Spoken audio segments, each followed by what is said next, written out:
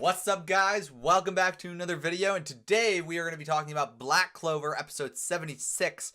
And in my opinion, it was kind of a lull in the tournament. It wasn't a bad episode, that's for sure, because we got some really good insight in to one of the more interesting characters of this series. However, I definitely thought it was a little bit slower paced, maybe not as exciting as the last few episodes. But again, it was an interesting episode overall, so let's just get down to it. So this episode opens up, we got the next match kind of getting set up, and you have one no-name team. Again, they're just like these like characters that they essentially made up for the tournament, and then you have another, and one team has got its full members, all three. The other team has two members and they're ready to go, and then a character named X. And everybody's like, ooh, who's X? That person's not around. I don't see them. Where did they go? Where did they come from? What are we looking at? And suddenly this weird person shows up, and it's just like this weird looking fake face. It looks like a mask, and that's because it is a mask. And it turns out that Captain Rill of Azure Deers signed up for the tournament. There was no rule against it. So hey, why not? So we got some kind of interesting, but at the same kind of boring matchups here, because there was no, like, unless they were gonna play it up comedically, where he suddenly loses and it's just like he's a captain. What the heck happened? There was no way he was gonna lose. So I have a feeling that his team is gonna go at least one more round. They'll be up against the like more named characters next time, so we'll see how things go. But overall, yeah, no, I'm not surprised that his team won overall. It's funny, though, that he wanted to take part in this, not because he, like, specifically, like, himself wanted to do anything. I guess I get the feeling he's, like, both does and does not care about this tournament. I don't think he necessarily cares about, this, team that's being built in order to go after the, Eye of the Midnight Sun. But, he definitely does care about how his team was perceived at the rankings ceremony in the festival, and apparently they came in last. So he wants to kind of help boost their morale, boost their perception, their persona, and make them look a little bit better, considering that they obviously were the last place and they didn't do super well. So the bulk of this episode was really just getting to know Rill and getting to know a little bit more about his background. He's a noble, or at the very least a little better well off, and he's kind of has one of those backgrounds where it's like he's a weird kid, he's eccentric, he's different, he's weird, and he was weird from when he was a kid, like an actual kid, and maybe his parents didn't quite get him. And it only got worse once he got his grimoire and started using magic even more. And he kind of lost control over himself whenever he wanted to paint, but whenever his paintings didn't turn out quite right, he would blow them up. And that kind of scared everybody around him in the town, including his mother, who, I don't approve of this. I don't care how crazy your kid is. You stand by them. You gotta do something. And I'm gonna get to a character that does stand by him.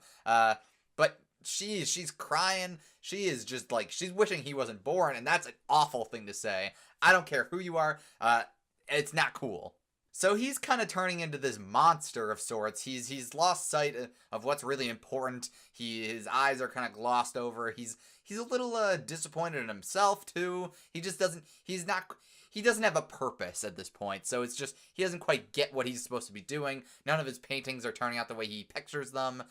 He's a little lost, and that kind of brings us to his butler, who, Walter, I don't remember his last name, but Rill calls him Walt, and Walt's a real cool guy. He's supportive, he's very helpful, and he's just real chill. He's actually very happy that Asta's friends with Rill, and he gives him tea and, like, serves him in the beginning of the episode. So it's kind of cool to see somebody who's really supportive and gets Rill, and understands the ins and outs of Rill, even though he's a bit of a weirdo. So after we get a long kind of backflash of Rill's home life when he was a kid and how he essentially became a captain, well, we don't see the full story, but we see after he gets, like, kind of emotionally drained at home, Walt comes in and is like, yo, if these paintings that you're doing aren't fulfilling you, you gotta go out there and find yourself. And he offers, hey, why don't you become a magic knight? That way you can paint whatever you need to do, and maybe that'll fulfill you. And that's what Rill does. He becomes a magic knight, and then eventually he becomes the captain of the Azure Deers. So he really did get some good advice there. Anyway, so after all of the backflashes are more or less done, I think it kind of cuts in and out a little bit into the actual battle, but him and his team and their opponents, they get down to business, and he starts off with just kind of taking a leisurely look at the sky, and he's kind of getting a painting in his head and in the like little box that he's creating, and he's talking about how he can make the blue out of like lapis lazuli crystals, and apparently I don't know if you can actually make these things, but like he can make a white or like an off color white of seashells, and he's just kind of real chill. He's not really worried about anything. He's a captain. He's super powerful. I wouldn't expect him to be at all. And he just basically charges ahead. He ends up getting captured by the other team, and they're just like, I think.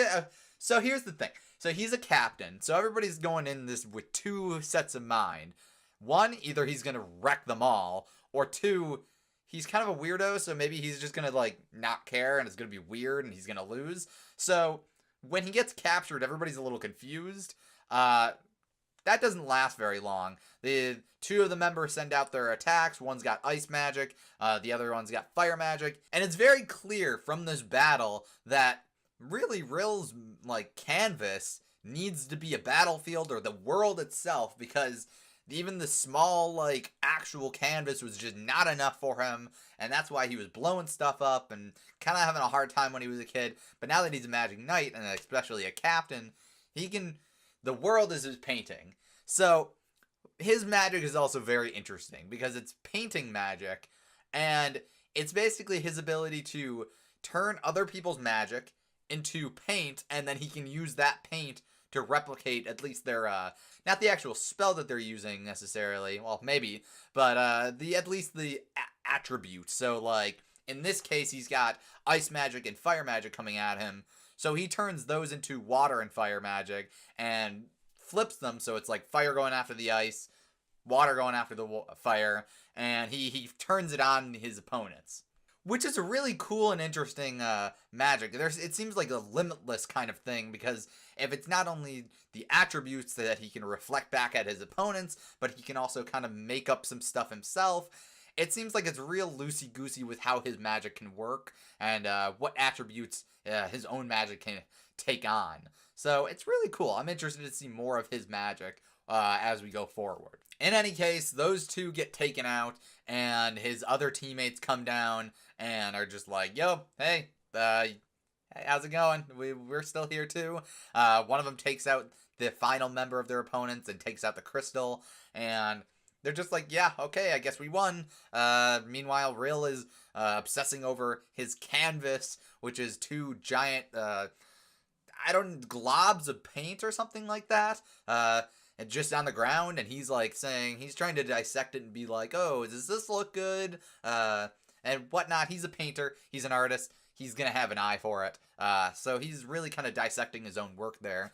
Meanwhile, everybody's just like, okay, well, we kind of saw that one coming. He's a captain, I guess. This is not too surprising.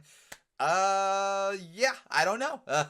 He's obsessed with his painting, and they gotta clear out, so his team members basically drag him off the field. And yeah, that's really the end of his story in the thing.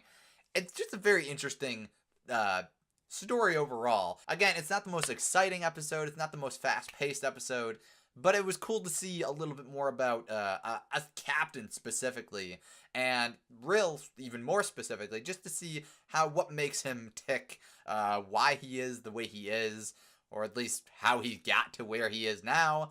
So I'm cool with that. I feel like maybe a little bit of a break in the excitement is okay. Is really okay. And especially since he is the youngest captain, clearly he's got something up his sleeve. So he seems really powerful, and it seems like he's got a good reason for being a captain, even at his young age. And I think they even said he's the youngest captain to ever like be a captain. So yeah, so he's got a lot going for him. Anyways, we end off with the next matchup kind of getting set, and it's again, I say they're no names, but again, they might show up later on, and they might become more important. I honestly forget what the one name that they did give for their for the one opponent, but it's I think a member of the Silver Eagles, and he apparently has some wind power. So that should be interesting to see. They at the very least seem to be building him up to be more of a threat. Meanwhile, you've got Luck, and I think his name is Klaus, the Four Eyes guy, and their teammate, whose name escapes me, but she's from the Blue Roses, and yeah, she seems like she's going to be a bit of trouble. Even if Klaus is kind of a stuffy fuddy-duddy and Luck is kind of a crazy person, I get the feeling that they could work together if they really put their minds to it. I have the feeling that they're like kind of they're way down here. Their problem child of their group is going to be this girl.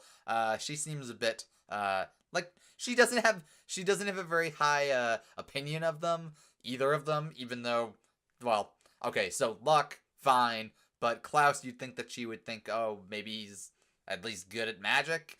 But she doesn't seem to have a very good opinion of them either way. So I think she's going to be the problem of their group. But either way, we shall see what happens. I enjoyed this episode. I know I said that it wasn't the most exciting, and it wasn't. It certainly was just more slow-paced and kind of chill. And I think that kind of fits Rill a lot because he seems like a real chill dude. But overall, I did enjoy the background information about him, and it's funny that he's taking part in this despite all the other captains not. So, I don't know. We'll see how things go. Let me know what you guys thought about this episode down below in the comments section, and if you enjoyed this, make sure to leave a like. I would greatly appreciate it. And if you want to see more from me, make sure to hit the subscribe button and ring the bell. That way you'll get all kinds of notifications when I upload. I like this episode despite it being slow. It was fine. I mean, it wasn't my favorite, but it was fine. Anyways, I will see you guys in another video. I hope you have an awesome day. Bye-bye.